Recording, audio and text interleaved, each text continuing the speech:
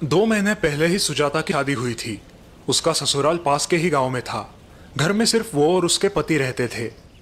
मैं अकेले दिन भर काम करती हूँ और ये आराम से आके खाना खाने बैठ जाते हैं। कपड़े धोने नदी पे जाओ, पानी भरो, चूल्हा चक्का, बस इसी में मेरी जिंदगी बीतने वाली है। मेरा सारा सिलाई कढ़ाई का हुनर मिट्टी में मिलने वाला है। तभी परेश उठ जाता है। खेतों में काम करके उसका बदन दर्द कर रहा है।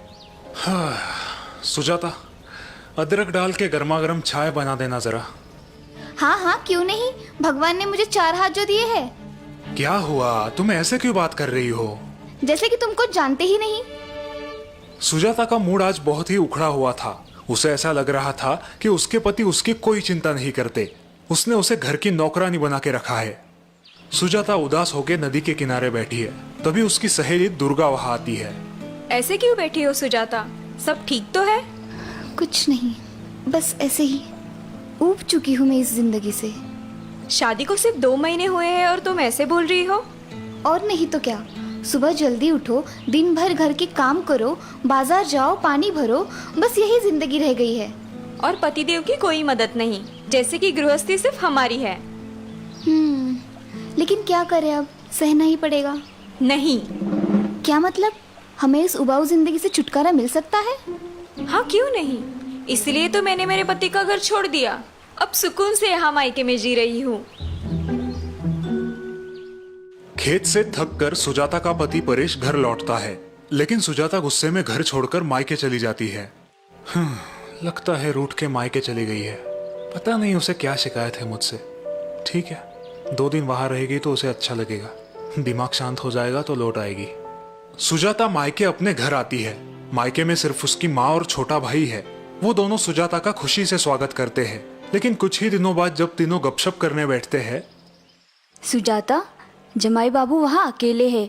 तुम अपने ससुराल कब लौट रही हो? माँ, मैं आप पर बोझ नहीं बनूंगी। दीदी, ये क्या कह रही हो आप? आप हम पर कभी बोझ नहीं बन सकती। लेकिन तुम ऐसी बात क्यों कर रही हो बेटा?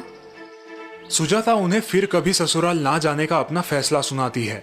सुजाता की माँ और भाई को जोर का झटका लगता है। ये क्या कह रही हो बेटा? जमाई बाबू तो भले नेक इंसान है। हाँ दीदी, जीजू आपका बहुत ध्यान रखते हैं, फिर भी आप ऐसा क्यों कह रही हो? क्योंकि मैं उब चुकी हूँ उस गृहस्थी से। पूरा दिन घर में मैं ही मरती रहती हूँ। तुम्हारे जीजाजी मुझे रत्ती भर की भी मदद नहीं करते। बस मैंने फैसला कर लिया है, मैं यही सिलाई बुनाई का काम करूंगी और आप लोगों के साथ ही रहूंगी। दूसरे दिन सुजाता और उसकी माँ नदी पर पानी भरने जाते हैं। नदी के पास पहुंचते ही माँ थककर नदी के किनारे बैठ जाती है। क्या हुआ माँ? बेटा, थोड़ा पानी पिलाना तो। सुजाता पानी लाने नदी पर जाती है। ओह, ये पानी तो बहुत गंदा हो चुका है। ये माँ को कैसे पिलाऊं? सुजाता माँ के पास लौटती है। माँ, नदी का पानी बहुत मैला है, इसलिए मैं नहीं लेके आई। अब क्या करें? अच्छा, ये बात है बेटा, तुम थोड़ी देर बाद जाकर लाना। थोड़ी देर बाद सुजाता फिर से नदी के तट पर माँ के लिए पीने का पानी लेने जाती है। अब नदी पर कोई नहीं है। सुजाता पानी देख के अचरज में पड़ जाती है। अरे वाह, ये पानी तो अब एकदम साफ हो गया है। अब ये पानी माँ के लिए ठीक है।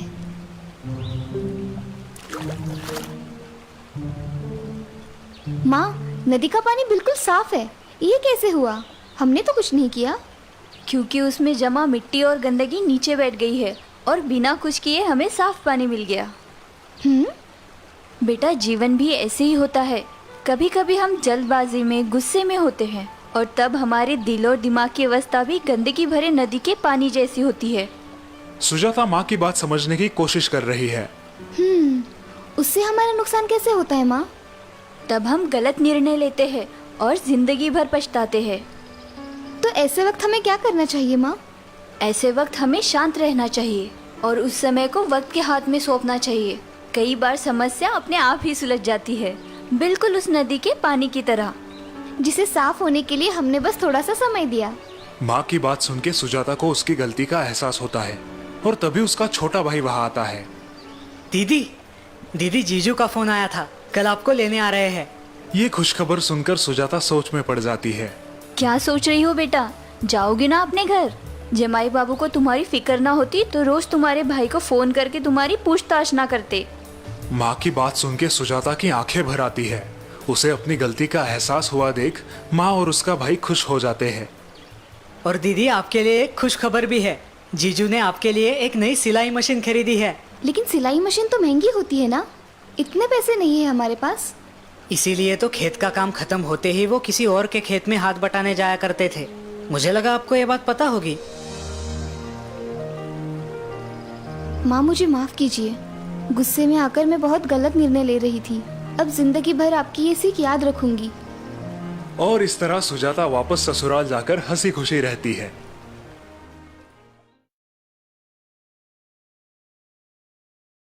गिरधरी लाल, जो एक माध्यमिक स्कूल के प्रिंसिपल थे, अब रिटायर हो चुके थे। उनके इकलौते बेटे तुषार की कुछ ही महीनों पहले शादी हुई थी और वो एक अच्छी जॉब भी कर रहा था। पिताजी, आपको बाजार से कुछ मंगवाना है तो बताइए, मैं शाम को ऑफिस से आते वक्त ले आऊंगा। नहीं बेटा, दवाइयाँ कल बहू ने ला दी है। बाकी एक दो नए पौधे गार्डन में लगाने थे, वो मैं खुद नर्सरी से ले आऊंगा। जी पिताजी। गिरधरी लाल की रिटायर्ड लाइफ अच्छी गुजर रही थी। किताबें पढ़ना, बागवानी करना, शाम को सैर सपाटे के लिए पहाड़ी पर जाना, दोस्तों से मिलना, पूरा दिन हंसते खेलते गुजर जाता। और अब उनकी खुशी और बढ़ने वाली थी। एक दिन तुषार और उसकी पत्नी उनके पास आए। पिताजी, हमें आशीर्वाद दीजिए। आशीर्वाद? किस बात के लिए बेटा?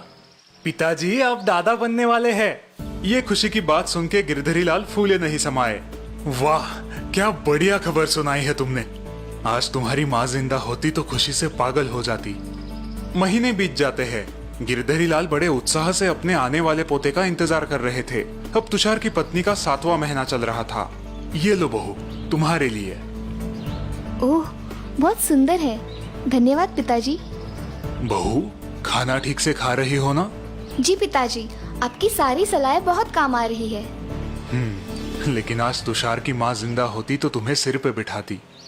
तभी तुषार बाजार से सामान लेके घर आता है। सीमा, आज तुम सिर्फ आराम करो, मैं खाना बनाऊंगा। बिल्कुल ठीक तुषार, आज खाना हम दोनों मिलके बनाएंगे। बहू को आज छुट्टी। आप दोनों मुझे आलसी बना दोगे, फिर ये आने वाला छोटा मेहमान भी आलसी बनेगा। बाद में मुझे मत खरी खोटी सुनाना।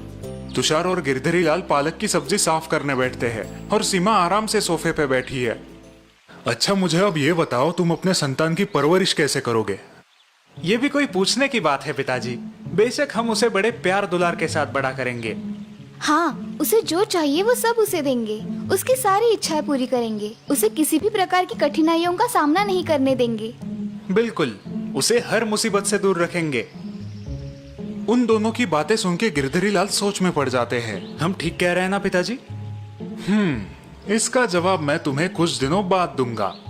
गिरधरी लाल की बात सुन के तुषार और सीमा उलझन में पड़ जाते हैं।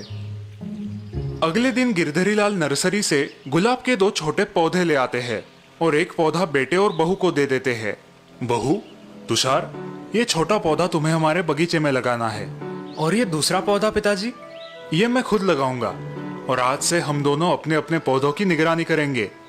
अब गिरधरी लाल अपने पौधे को बगीचे में लगा देते हैं और उसके पास ही तुषार और सीमा उनके पौधे को। दोनों अपने अपने पौधे की अच्छे से देखभाल कर रहे हैं, लेकिन तुषार और सीमा थोड़ी ज्यादा। पता नहीं पिताजी हमें क्या सीख देना चाहते हैं। मैं तो सोच सोच के थक गया। दिन बीतते जाते हैं। गिरधरी लाल अपने पौधे को सिर्फ आधा गिलास ही पानी देते थे और तुषार अपने पौधे को 2 गिलास पानी और हर हफ्ते खाद भी देता था। हमारा पौधा पिताजी के पौधे से ज्यादा हरा भरा लग रहा है ना? हाँ, और ज्यादा ऊंचा भी। सीमा और तुषार उनके पौधे का विकास देख के बहुत खुश थे, लेकिन गिरधरी लाल अपने पौधे को सिर्फ आधा गिलास ही पानी क्यों देते थे, ये बात उनकी उलझन बढ़ा रही थी। पिताजी, आप अपने पौधे को इतना कम पानी क्यों डाल रहे हो? मुझे लगता है इसीलिए उसका ठीक से विकास नहीं हो रहा। सही वक्त आने दो, मैं तुम्हारे सारे सवालों का जवाब दूंगा। एक दिन रात को अचानक तूफान आता है। जोर की हवाएं चलती है। सुबह जब तुषार और सीमा बाहर बगीचे में आते हैं, तब वो हैरान हो जाते हैं। ओह, ये क्या? हमारा हरा भरा पौधा बिल्कुल नष्ट हो गया है। सारी जड़ें मिट्टी से बाहर उखड़ आई है। ये कैसे मुमकिन है? बाप रे, इसका मतलब पिताजी के पौधे का तो भारी नुकसान हुआ होगा। तभी उनका ध्यान गिरधरी लाल के पौधे की ओर जाता है और वो चकित हो जाते हैं। इतने में गिरधरी लाल वहां पर आते हैं। पिताजी, ये तो अनहोनी हो गई। क्या हुआ बेटा? पिताजी, हमारा पौधा कल रात के तूफान में पूरा नष्ट हो गया है। अच्छा, ये तो बहुत बुरा हुआ। लेकिन पिताजी, आपका पौधा बिल्कुल टकाटक है। आप ना तो उसे खाद डालते थे और ना ही बहुत सारा पानी देते थे। और हमने इतनी सावधानी से उसकी देखभाल की, फिर भी वो इस तूफान में टिक नहीं पाया। ऐसा क्यों? वो इसलिए क्योंकि तुम्हारे जरूरत से ज्यादा देखभाल ने उसकी मजबूत बनने की नैसर्गिक क्षमता को मार डाला। तुषार और सीमा अभी भी उलझन में है। हम कुछ समझे नहीं पिताजी। समझाता हूँ। जब मैं मेरे पौधे को सिर्फ जरूरत के अनुसार आधा ग्लास पानी दे रहा था, तब पौधा अपनी बढ़ती हुई जरूरत पूरा करने के लिए खुद की जड़ों को जमीन के अंदर फैला रहा था और आसपास के मिट्टी से पानी प्राप्त कर रहा था। इसी वजह से उसकी जड़ों ने जमीन में अच्छे से पकड़ जमा ली। इस कारण कल रात के तूफान का इस पौधे ने डट के सामना किया। और हमारा पौधा क्यों नहीं कर पाया? वो इसलिए क्योंकि तुम्हारी ज्यादा देखभाल ने उसकी परिस्थिति से मुकाबला करने की क्षमता नष्ट कर दी। तुम्हारे पौधे को जरूरत से ज्यादा पानी, पोषण मूल्य आराम से मिल रहे थे, इसीलिए उसने मिट्टी के अंदर घुसने की कोशिश ही नहीं की। और इसीलिए उसकी जड़ें जमीन में पक्की पकड़ न कर पाई और पौधा कल के तूफान का सामना न कर सका। बिल्कुल सही। लेकिन आप हमें इस अनुभव से क्या सीख देना चाहते हैं? हमारी संतान भी इसी पौधे की तरह होती है। उनकी बढ़ती उम्र में अगर उन्हें जरूरत से ज्यादा लाड़ प्यार और देखभाल मिले तो उनकी कठिन परिस्थितियों से लड़ने की क्षमता विकसित नहीं होती। और जिंदगी में उन्हें संकटों का सामना करना मुश्किल होता है। एकदम सही। आई बात समझ में। थैंक यू पिताजी, हम आपकी सलाह याद रखेंगे।